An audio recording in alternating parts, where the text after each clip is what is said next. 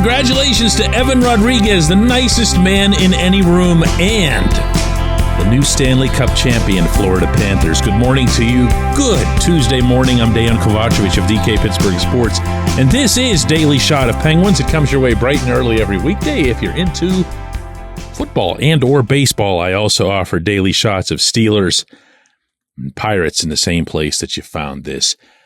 Panthers 2, Oilers 1 in Game 7 of a legitimately remarkable final round. In fact, I kind of fear we're not going to see another one like it for years, and not just because Florida won the first 3 and Edmonton the next 3. As I was sharing on yesterday's episode in advance of this, I really felt like the circumstances that had been built up throughout this series had left the series nowhere to go except for some extraordinary crescendo. And that's what we got. People, did you love this as much as I did, or even half as much as I did? I couldn't sit down. Other than the intermission breaks, I stood behind my couch watching this. And understand, I'm not all that invested in the outcome. I did make pretty clear that I liked the Panthers for a very long time and wanted to see them get rewarded here. But it's not as if it was like, some spiritual connection to the franchise or whatever. I just couldn't get enough of this pace. Every shift, every rush in every shift, every block, every stop, every save. This word gets overused a bit in sports lingo, but it was breathtaking, meaning the shifts would end and I would find that I had lost my own breath. But I'll tell you what I liked the most about it. I liked the most that the Panthers stayed true to themselves, because I've liked who they've been for quite a while now, and I've shared that with you on a regular basis. Often, by the way, in comparing the Penguins to them negatively, I'd love to see the Penguins develop more of that bite. But these guys, and specifically Paul Maurice, had a lot of different ways they could have gone into this Game 7. They could have panicked. They could have changed out a bunch of people instead of just putting Kyle Okposo in the lineup for Nick Cousins. They could have altered their forecheck. They could have, and I thought this was more impressive than anything, kind of pressed a panic button and saying, look, you get the puck in your own end. Just flip it out. Get it out. They only really did that over the final, 8 or 9 minutes of the third period. But otherwise, and it didn't always go well, but they kept trying to make their usual passes. Boom, boom, boom, tick, tack, and toe, getting out of the zone so they could maintain possession, get the puck to the other end, and forecheck. And as I'd mentioned on yesterday's episode, I didn't feel Maurice or his staff would have enough time to implement any sort of significant change or a counter adjustment, as we'd all been talking about, to what Chris Knobloch had put in for Edmonton in the middle of Game 3. They needed to be themselves. They needed to be their best selves. And by God, they needed to forget about how they got to Game 7. This episode is brought to you by Bet Online, your number one source for all your summer sports needs this season, from Major League Baseball, golf, NHL, NBA playoffs. Get the latest odds and lines, including all team matchups, player props, odds on just about everything that's out there. Head to the website today or use your mobile device to get in on the action. Bet Online, where the game starts. And so it was that in the 24 to 36 hours leading into Game 7, every time you heard one of the Panthers players being interviewed, you heard them really almost mimicking, repeating Maurice's terminology about how blessed they were to be in a Game 7, as opposed to having been shoved there against their will, which is actually what happened. And that's where Okposo comes in. By now, everyone's heard the story of Okposo sharing the news with his 8-year-old son yesterday morning that Daddy was going to be in the Stanley Cup final. Even though Daddy hadn't played for the rest of the series, he was going to be in Game 7. And if that was willful on Maurice's part from a psychological standpoint, that's brilliant. If it was accidental, so what? It would have had the same effect, because the message that he was putting in anyway was, it's awesome to be here where we are. It's not a negative. It's not a burden. This is great that we're here. This is great that we're playing in our home arena with a chance to raise the Stanley Cup here tonight. Loved it. Loved all of it. Can't express that strongly enough.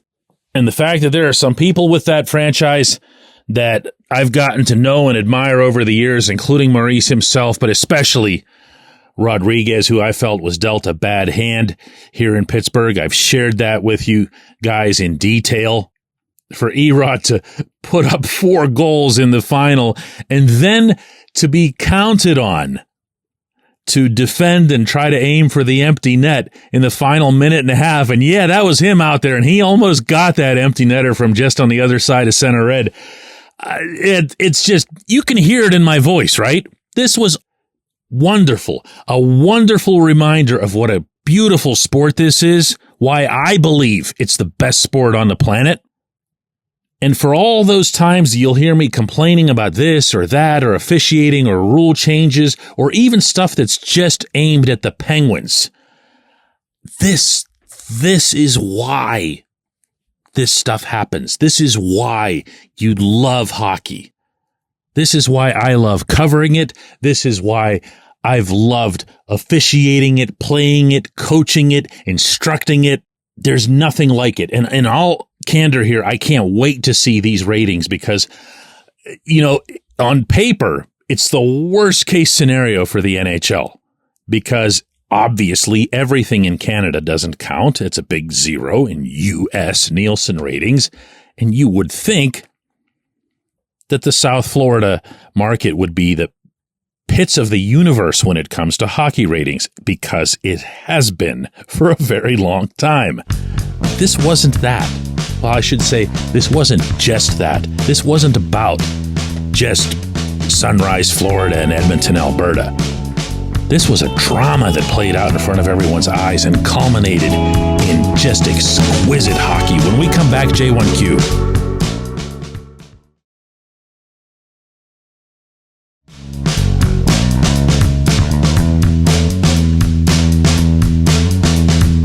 Today's J1Q comes from Cody, and he asks, DK, why give an award to someone not on the winning team? The players don't like it, the fans don't like it, and it only worsens the mood on an otherwise joyous celebration.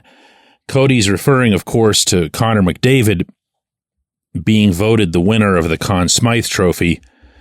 That happens on a vote by select members, not all members, of the Professional Hockey Writers Association who are there covering the game.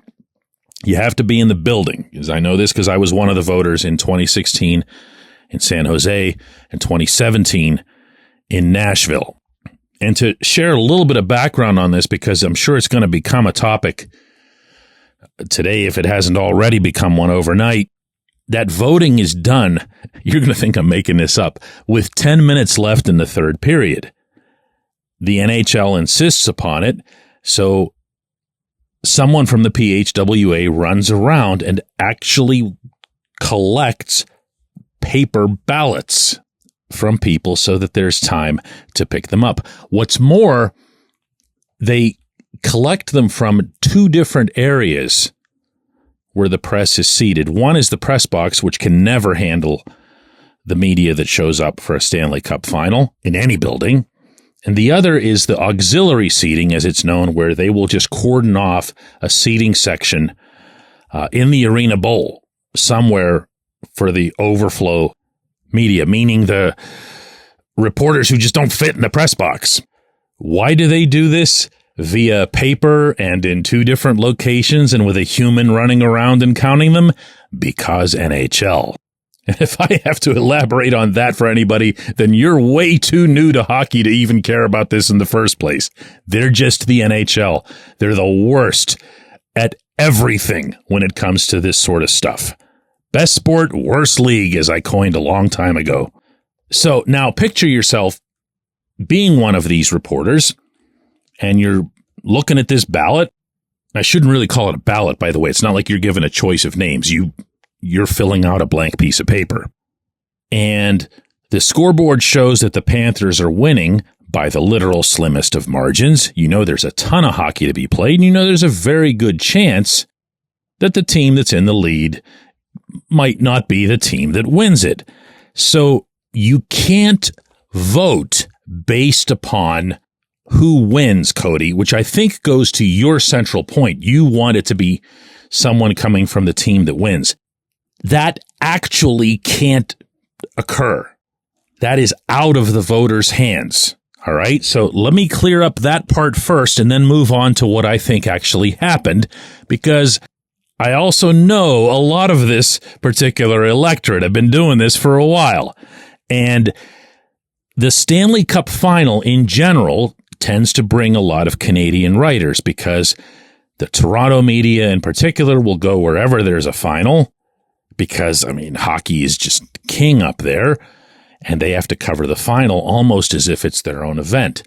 So you're always going to have an outsized number of Canadian media at these things. Now, add into it that the Oilers are obviously from Canada, and you have all of the non-Calgary Alberta media at every event, especially a Game 7. And if you know anything about the Canadian media's history, you will know that they don't like Russians for reasons that are absolutely not rational, but they don't like Russians. They think Russians are out to steal their game.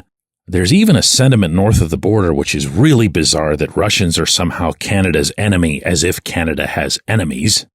But some of this originates with the 1972 Summit Series, which everyone up there still hails as a national historic pivoting point or whatever. So I can promise you that there was no circumstance under which Sergei Bobrovsky was going to win this, because he's a Russian. I can also promise you that Alexander Barkov, who was born in Finland, but you can just hear his name and understand that he's of Russian descent, he wasn't going to get it either. After Connor McDavid had 0 points and 0 shots in Game 6, I wrote on DK Pittsburgh Sports that the Conn Smythe was already his, no matter what was going to happen in Game 7. So Game 7 comes around, and McDavid again has 0 points, this time 2 whole shots, and it didn't matter. I can promise you right now that 90% of those ballots among the Canadian writers were filled out before the puck was even dropped. I appreciate the question. I appreciate everyone listening to Daily Shot of Penguins. And today officially begins the off-season.